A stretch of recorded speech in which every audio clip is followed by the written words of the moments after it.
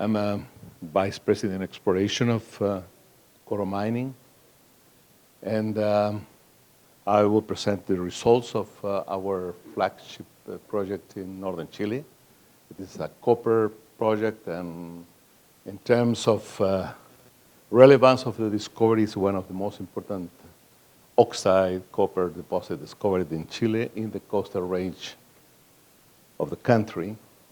And this particular picture shows a key thing of the project in terms of economic value, and it's the location of the project. In fact, you can see the sea from the project. The sea is 15 kilometers away. The altitude is roughly 900 to 1,000 meter elevation, which is really nice for the country. Disclosure. So we have a significant copper resource, and when I mean significant copper resource, I'm talking about roughly 600,000 tons of copper in the ground. That can be very simple in terms of mining, and I will show you some sections. Mineralization is basically exposed at surface, so it's a very low strip ratio mining operation. Therefore, it's a very low cost. The processing is SX by leaching. It's SXAW processing, which is also that produce actually green copper, and it's very low in terms of capex. The outstanding location, and we also have some significant exploration potential, both district and regional scale. In April 2018, we announced a first resource of the project, which comprises basically the southern part of the deposit, like shown in the section in the left. And last year, in December 2019, we doubled basically the resource. Now we have, in terms of measured indicated plus inferred, a number which is close to 113 million tons of 0.6% copper. And it's all oxides where we're working right now. And that basically represents 100% of the increase of the maiden mineral resource estimated release in 2018. And the resources are contained in a single pit. And obviously, as shown in the picture, mineralization is starting from surface. In a plan view, like this, is as a distribution of the copper grades. The other good thing of the deposit is that it have some high-grade cores. When I mean high-grade, I'm say close into 1% copper, pretty close to the surface. And obviously, this can be mined in the first 4, depending of the extraction. In the first 4 or 5 years of the mine life. And obviously the high-grade cores are really important because shorten the payback period and improve the economics of the mine. This is a section, roughly a north-south section, a 1.5 kilometer section, and clearly shows how the highest grade mineralization reaches the surface. And the pit have reached depth depth of close to 300 meters in this part, but the average depth is 250, 220 meters.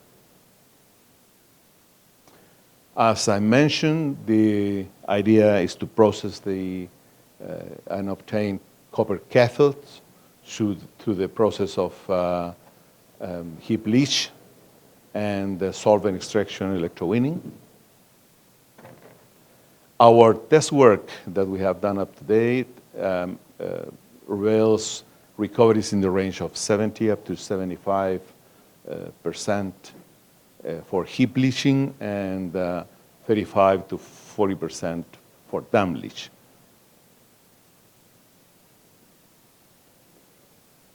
As I mentioned, one of the main important thing is the location of the project. It's very close to the coast. In this map, Marimaca is shown in the square, red square on top of this area here. And it's close to the coast. At the coast, this is a port. Guanis is the most important port in size of northern Chile. And there you can find, obviously, workforce as a port, is an asset storage. All the acid that goes into the country goes through Mejillones. Seawater, because the project will be used as seawater. And there is some thermoelectric plants that can put power. So we have basically all the resources that we need to put the mine into production in a short time and a very low capex costs. The other important location is the port of Antofagasta, which is 40 kilometers south, and Antofagasta is basically the copper capital of Chile. What's the plan for the next years? Is to produce a PA in mid this year, a preliminary economic assessment. And then the plan is to go through the DFS study for next year. And then decide what will be the next step.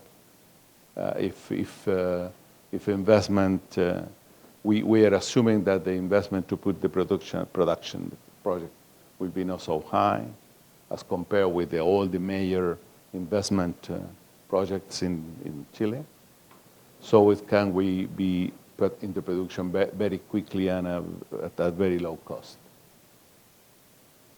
But it's not all this part of the story. The rest of the story is concerning to potential of exploration.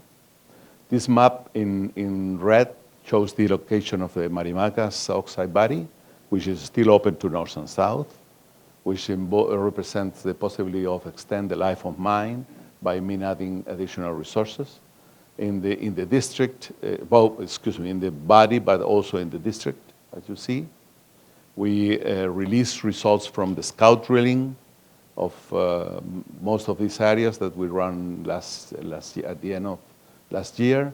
So we have some intercepts that reveal that we can find some satellitic bodies that can add more tons to the oxide body. We don't make nothing about the sulfides, but we know from the deepest holes that we have sulfide beneath the oxide body, and the sulfide potential is already important.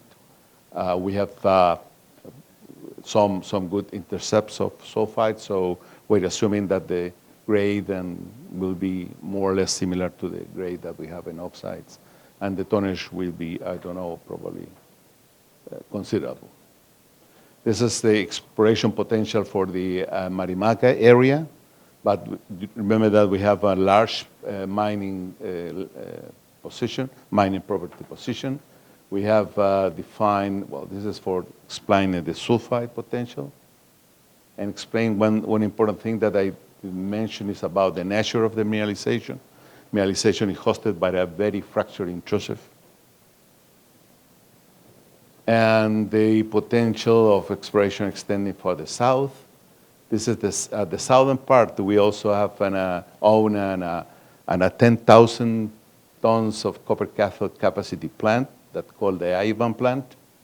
And the Ivan plant is now in current maintenance, but there is some mines around Ivan. The Ivan mine and Emperatriz mine, which also can provide the oxide for the plant.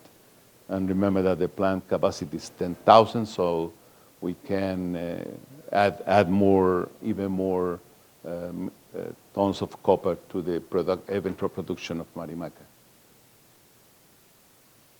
So this is as a summary, we are thinking in in a strategic plan that is looking for unlock the Marimaca value for all the stakeholders.